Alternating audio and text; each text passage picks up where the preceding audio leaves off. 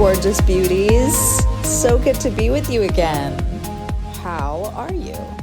What are your updates? What do I need to know about? I ask this of my clients every time I see them, and the stories, my goodness, I have a front row seat to so many incredible life happenings from so many different people. So, what you been doing? How's it been going? Last episode, we were talking about the difference between happiness and joy. Did you make a list of comparison? Did you find anything surprising? All right, I'm feeling crazy right now. I'm going to do something off the cuff. I'm going to pull an angel card and then I'm going to riff on it.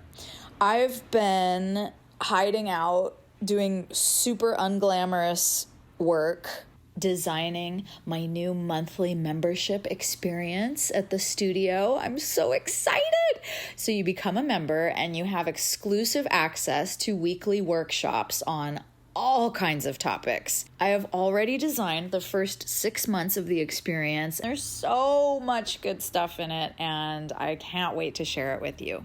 You can get on the wait list for that right now at lucywalsh.com under membership. So right now, I'm going to give you a sneak peek. I'm just going to pull one of these angel cards and see if I can connect it to one of the weekly workshop topics. Everybody, close your eyes. Hold each other in your hearts. This is our shared vibe.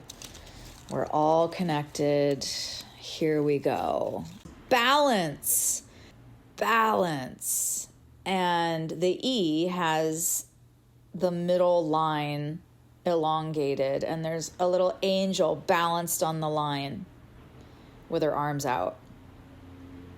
Balance. Well, I would say that this has to do with one of our new weekly workshops about taking brain breaks. I call them brain breaks, and I've come to learn that this is really important in everything we do. How often do you sit down to achieve something and you just work yourself to death without any break?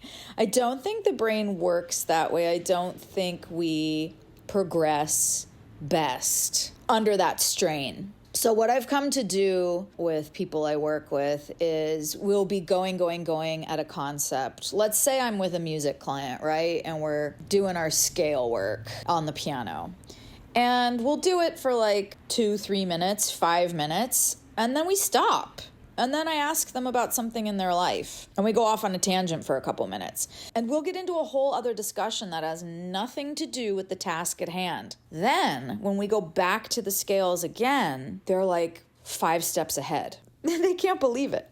But it's because I think the brain makes the most progress when we dig in and then release, and then dig in and then release. It's just like working a muscle at the gym. You're not going to do reps for an hour straight. Right? You're going to do your rep and then you're going to rest. That's the only way to build muscle. So it's the same when you're working on something. So do yourself a favor and in your work process, take your brain breaks. Step away. Don't work longer than 30 minutes at a time. Go outside, look out the window, get a snack, have some ice water, read a couple pages of a book, snuggle with your animal, hug your children. Go give your spouse a kiss and tell them you love them. Call a loved one just to say I love you. Go outside and smell a flower. Watch a couple minutes or an episode of your favorite TV show. I will very often step away from my work and watch some Sex and the City or some Friends. It feels so naughty in the middle of a workday, but it's such a nice mini vacation. Go outside in your bare feet and put your feet in the grass. Go hug a tree. Find something that takes you completely away from what your brain was focused on. Allow your brain to rest for just a moment. And you will see that when you return to your work, you are refreshed, you have longer stamina, you can go deeper, and the entire process can actually be joyful. To think that 5-10 years ago, I wasn't aware of this concept and would just barrel through my work. I was so depleted so exhausted. I was not making progress in the way that I thought hard work was supposed to. The director, Ron Howard, says that sometimes if he gets stuck on something in his filmmaking process, he will leave the building and he'll go for a walk around the block. And by the time he comes back, he usually has the answer figured out. Many, many successful people describe their own version of this concept, and I'm all for it. It becomes a fun game throughout the day. I really look forward to my brain breaks. I feel so much more energized. And then tools down at the end of the day. Something else that balance makes me think of is how my views have changed on the amount of time we really need to be available to our work. I used to, let's just say as an actress, I used to think that emailing people at all hours of the day and the night on a holiday was a badge of honor to me. Like, I thought it made me appear super serious about my work. I would literally email a casting director on Christmas Eve. Oh, hey, just working away here, like no rest for the wicked. That's actually insane. I would email people at like midnight. I would never do that now. To me, that's actually rude. You have to have boundaries around what you're pursuing. You cannot be available to it 24 hours a day. For your own sanity and for other people's sanity. Don't do that to people. Don't do it to yourself. I have a boundary now, tools down, when it's dinner time. I'm not sending any work emails. I'm not available for clients after 5.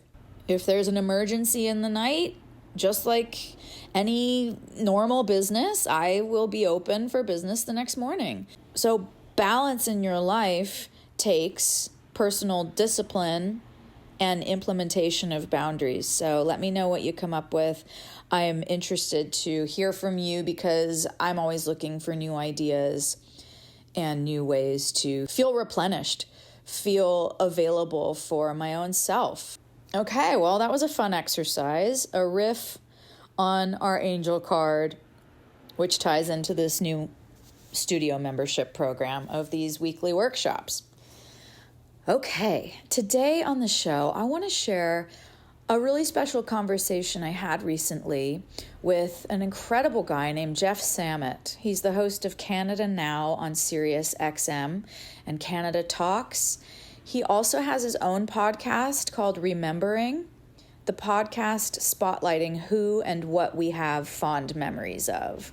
Jeff has interviewed everyone from Melissa Etheridge to Jessica Alba to Bill Pullman, one of my favorite actors.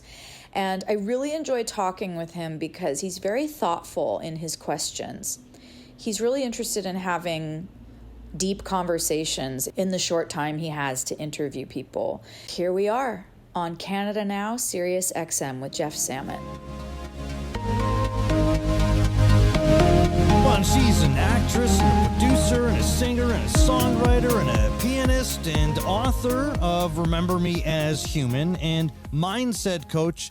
She's got a new podcast. It's called The Joyful Life Guide. Lucy Walsh joins us on Canada Now. Lucy, it's great to have you back on the show. Jeff, I'm so happy to be back with you. We got to get used to this. This is a good habit. I know. We got to make you like a regular or something like that on the show. But you know, it's funny. It's funny because I heard the first episode of the podcast just a few days ago, and I feel like I'm all caught up. I'm good. You know what I've been up to. I know everything. We're good. So it's a funny thing about radio and about podcasts that when you get to listen to hosts, that you get to kind of check in with them and see how they are. So I kind of feel like I know how you are, but boy, it's given me so much to want to ask you. So I'm really grateful that we have the opportunity to talk here on this show. And your podcast aims to help people reclaim their power and thrive in life and in business and love. And what I love most about the podcast is just how happy you are doing it. And you're happy doing it. It was 5 a.m. when you were recording it, and you just sounded like you were in such a good place and so happy to do it. And it just felt like you were a great company in that podcast. I'm one of those like painfully optimistic people that's just annoying to everyone around them. It doesn't matter what time of day it is.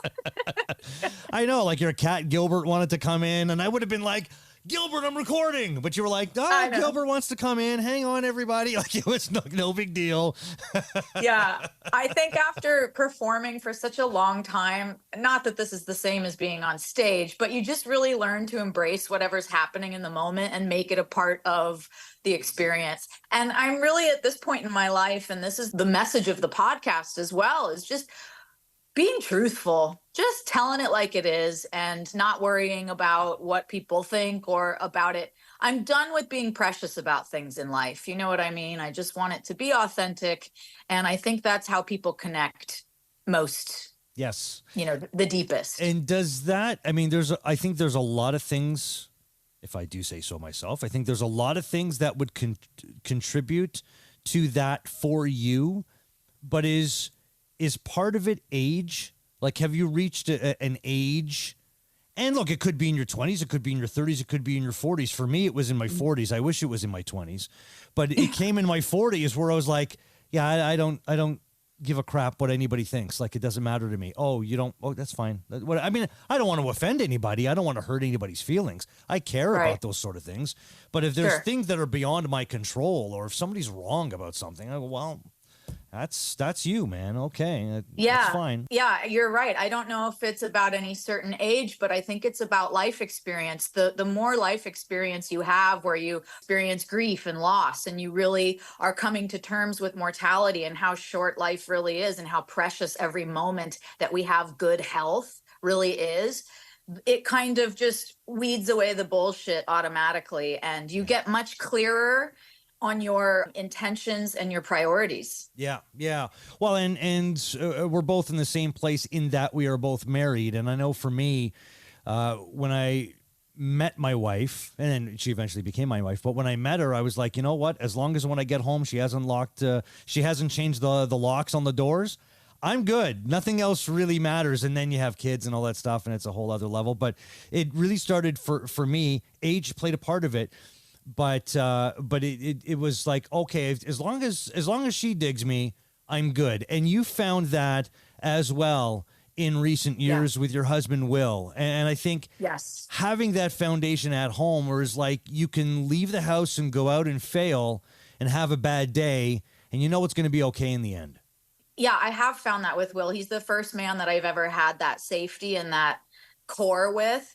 And on that note, I think in our lives, it's really crucial to look for the good things that you can depend on, that you can count on, and you run with that. I mean, it's a storm to get through this life. It's not easy for any of us. And so any life raft or point on the horizon that we can find is what we've got to go for, is what we've got to move towards at all times. Yeah, and I get that sense, your belief in that from the podcast as well. Again, it's called the Joyful Life Guide, because you don't come at the audience with, well, here are all my answers. I'm sharing them with you. Here they are. You don't have them. I mean, you might have some, but it's a collective effort. Like you really feel like we're part of a group as the audience with you. That it's a collective effort, and hey, let's kind of share what we've all learned here and try to figure this all out together, because not one person has figured it out completely on their own. No, this podcast is an extension within my coaching work that I do with the Lucy Walsh Studio. Yeah. And you're right. It's about providing this space for people, which I do every day with my clients, where we are asking these questions together. I think it's so much more powerful to live in that energy of asking questions that can't be solved right away, that we don't have answers for. You achieve so much more living in that space than having all the answers right away, or pretending to be an expert on something that you're not. I think so many people are selling that. And this is an exciting expansion of my studio, because that's why I created it. It's not enough for me to just post on Instagram, because the conversations that I'm having with my clients on a daily basis are so helpful for everybody that I needed to create this space to compare notes as humans. And it's all about existing in the questions. It feels like the podcast is a natural next step, or a natural extension of everything that you're doing. But some people would feel that they've got a lot going, and then to add something in is too overwhelming. Yeah. Have you ever felt any of that? I mean, I know the podcast is still brand new, but even just knowing that, okay, it's a podcast, it's alive, and you're talking about it now it's like, okay, there's this, some would feel like, okay, there's this animal now I got to feed, right? And I hope you don't feel that way, because, whatever you're giving us is a bonus. You don't owe us anything. You don't owe us anything weekly. You don't owe us anything. Whatever we get, we're grateful for. That's how I am as an audience member. But does it feel at all overwhelming to add something into an already busy work life? Yes, it does. But yes, I'm very overwhelmed. It's hard work to create things and put things out and create a business and do that. But to me, it's more overwhelming to have all this good stuff happening with nowhere to put it. Yeah. It's overwhelming to me to not have an outlet for that, because I know how much it can help others. And so it's a relief to have created this now, to have gotten it off the ground, which was very hard work, but now it'll take on a life of its own. And I don't mind working my ass off for the things that are important to me. That really satisfies me at the end of the day, because I just have such a compulsion to help in some way while I'm here as a human. I think we all do. Yeah. And it's hard to know how to do that. So, when you listed my bio, it's like, oh God, kind of embarrassing at a point, because I feel like I'm a jack of all trades, but I'm really not. It's very simple for me. I love the things I love, and I want to use everything I've been through to help, if I can, to contribute something in my time on earth. And I think we all feel that way. I wanted to touch on some of the stuff that you talked about, and folks can listen to the podcast to really get into the nitty gritty of everything and to get all the details. But I just want to scratch the surface of it a little bit, and you'll see where I'm going with it, because you survived a violent stalker, just showed up at your home one day, and you dealt with him for 4 months, and you had to live in a hotel. You also escaped a high control group within a cult. Would you have been able to do this podcast? Would you have been able to build a successful international coaching business without your powering through the adversity in your life? No, I would be where I am in this moment. I don't want to talk about those things, but I know that they are important because other people have had shared experiences.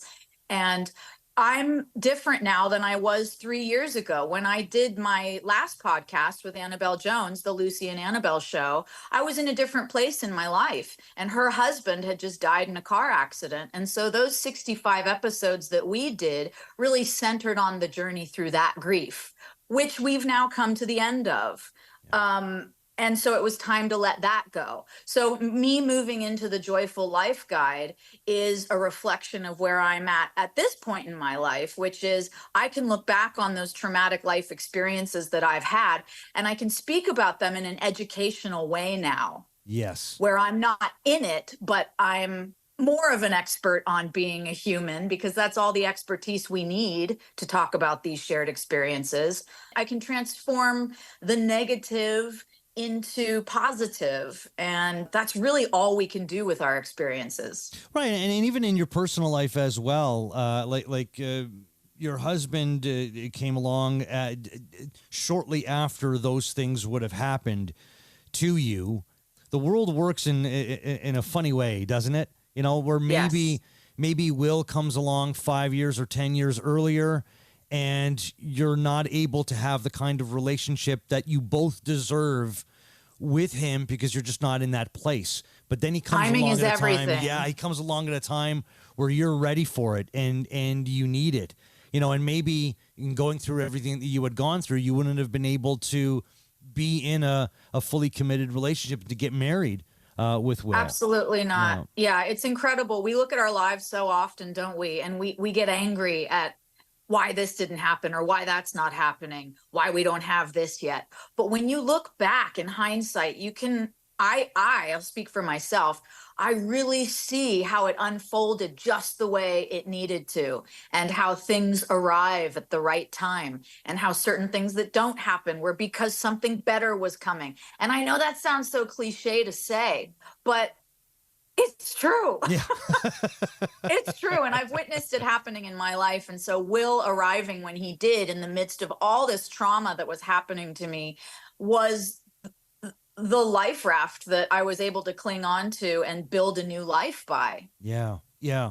Well, and what a person to be honest with, you know, to find somebody that you can be your true self around and to be honest with. And it has also coincided, your meeting, Will, coincided at the time where the pandemic had just happened. And of course, the pandemic was awful. It is awful. But Yeah. some positives to take out of it, to varying degrees, people would able to kind of stop and recalibrate where they are in their lives. And the pandemic afforded you that opportunity in your life as well. I think it did a lot of people. I know, and I say this with respect because it was obviously a terrible time for so many. Yeah. But to me, the pandemic was a miracle in my life. Yeah. And when Will did enter during that time, for like the last years since it happened, I've found myself saying, oh, I don't think you're supposed to meet the love of your life at the exact same time that you're recovering from leaving a high control group. It's too much. I can't be there for a relationship and heal from this stuff. But it's only been very recently that I've realized that he came at the exact right time. And the pandemic changed life for all of us. And we're seeing the aftermath of that now in a lot of very challenging ways that society is unfolding, which are very upsetting. There's definitely like a shock wave that we're experiencing with a lot of overwhelmingly negative things. But for me personally, and I know so many of us, like you just said, it gave us that space to really look at where we were at, to ask ourselves, if my life ended today, am I doing what I should be doing? Am I doing what's truly in my heart? Yeah. And the answer was no for so many of us. And so we were able to make some changes. We were kidding off the top about your being in show business and time on stage, affording you the ability to just kind of roll with it. What might show business have taught you about adversity? Oh my God. Well, show business taught me that booking a job doesn't define you. Getting a confirmation, getting a yes doesn't make you what you are. You make you what you are. You stamp your own passport. And yet we assign so much of the entertainment industry these magical qualities, and these gatekeepers have such a power dynamic. And I lived miserably within that for such a long time. I think it's very difficult to cling to your self-esteem when you're going through these people holding your entire future in their hands. And it's so competitive, as all of life is. It doesn't matter what industry you're in. It's competitive. It's interesting, since the pandemic, I don't feel the need to be pursuing the entertainment industry the way I did before. And the funny thing about that is I'm working more than ever now because I'm not defined by it the way I was. And I'm not comparing myself to anyone else my age. All the poisonous things that we have these beliefs about, I don't really care anymore. And I still love what I do. I'm still an actress and a musician, and I always will be. When you release the outcome that way, the universe can bring you what's meant for you. And life has moved into things that I couldn't have imagined 5 years ago. Yesterday, I spoke to 500 people for the California Association of Health Facilities regarding my book and advocacy for elderly companionship programs in nursing homes. Yeah, but it's things like that, my God, when I was clinging to defining myself by being an actress 5 years ago, my ego would have never allowed me to move into the direction of that work that I'm clearly meant to be doing now. And it just cracks me up. Yeah. Yeah. Well, good on you, because you're doing what you love. And a lot of that is about directly helping people. And that's right, because you are a national spokeswoman advocating for elderly companionship programs in nursing homes. I think we always try to define ourselves by one purpose, like I am this. We put ourselves in a box so often. We think we have to be be one thing. Yeah. And we're humans. My God, we're miracles. There's an entire world inside of us that you can't define. Yeah. And so, to just allow ourselves to expand into the many purposes we have in our lifetime is really exciting. Joy and happiness, Lucy. What's the difference between joy and happiness? I don't think happiness I don't think it's an achievable thing. I think it's a blanket statement that gets us in a lot of trouble when we're trying to pursue it. I think happiness might have to do more with sensory pleasures. And I think joy comes from a deeper soul level that doesn't necessarily mean you're happy. But like, there's plenty of days where I'm not happy, but I can get to my joy. Yeah. And Yeah. I don't really know how to put the difference into words past that, but I know that joy in life is more lasting and more nourishing than happiness, which seems to me to be fleeting. Well, and would you have found some of that in starting something new with the podcast? Because as much as we've talked about, this is another extension of what you do, as natural as it might be, it is another thing that you've got to do. It's another thing on your plate. But where is the joy and the happiness there of starting something new? Because I've done that before, where I've started something new and it's so exciting. How does that feed you? The process of starting is really interesting to me. We go through phases with starting something, don't we? First, there's like the excitement of the idea, and then the shot of energy that you get. It's like falling in love. Like, then you're in the honeymoon phase with it and you're planning it out and it's all big and magical and perfect. And then you arrive at the work of actually putting that into action, and then you get scared. And then and then you have a choice. You're going to back off and say, never mind, or you're going to push yourself to break down that process into really achievable, smaller goals to get it done.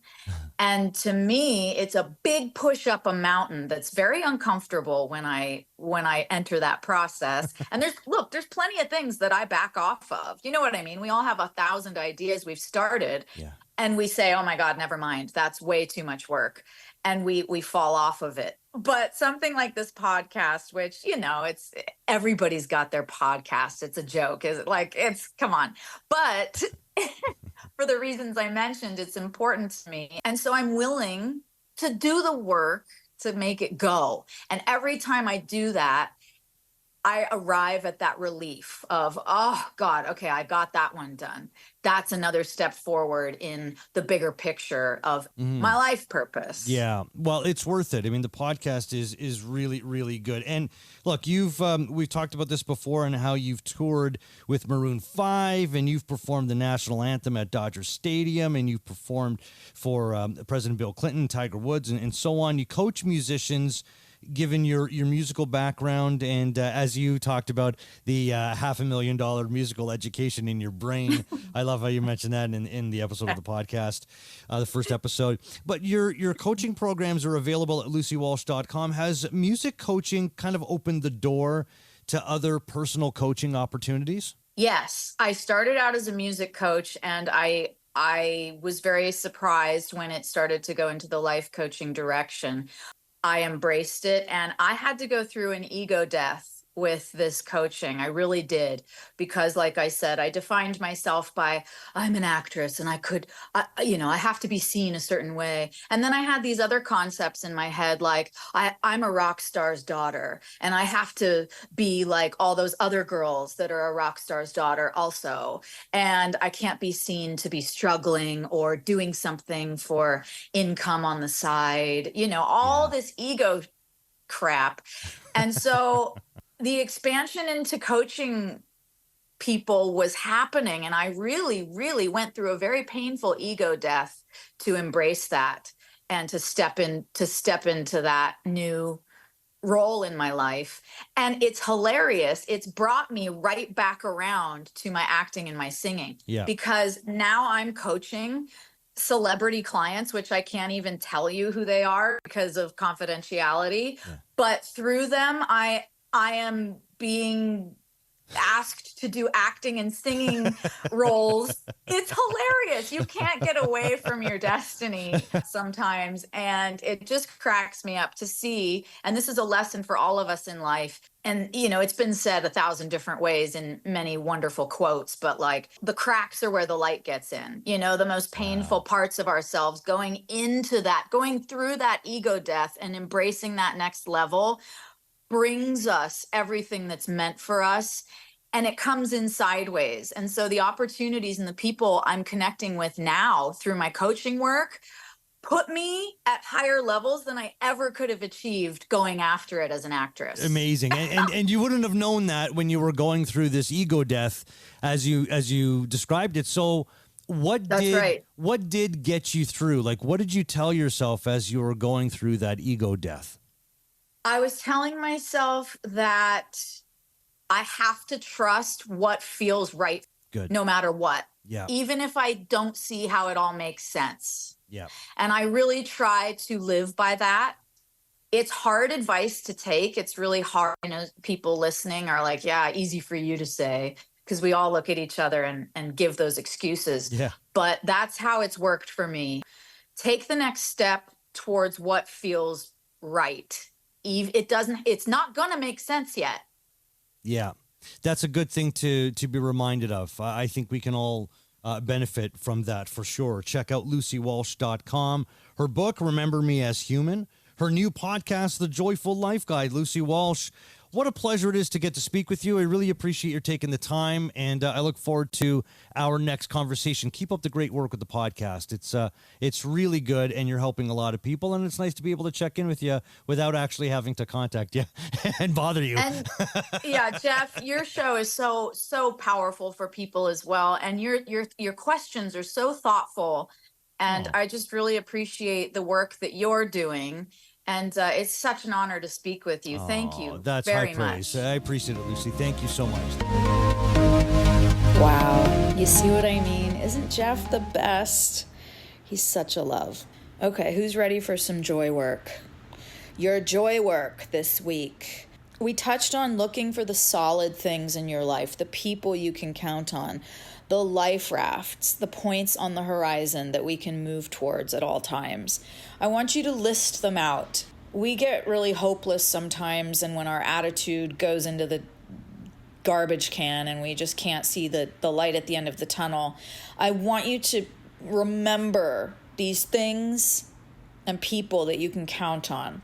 So list them out, whether it's one thing, two things, 5 people, 10 people. The more the better, right? But if you have one person, one thing you can count on in your life, that's good. That's good. This is why consistency is so important for us. Things that you can commit to, whether it's your weekly Pilates class or your vocal lesson or your friend you can check in with. Standing appointments in our life are very important because when everything else is tumultuous, you have that one thing that you know you can count on regularly. And it makes such a difference for our psyche. No matter what, right? You get there and you go, oh, okay, I can breathe. Everything's going to be okay. Only when we design our lives with structure can we move into the creation process of everything our heart desires. So build your structure, choose your points on the horizon, locate your solid things, the people you can count on, build a foundation for yourself that can facilitate all the things you want to achieve. Have a beautiful week. I love you so much. Mwah.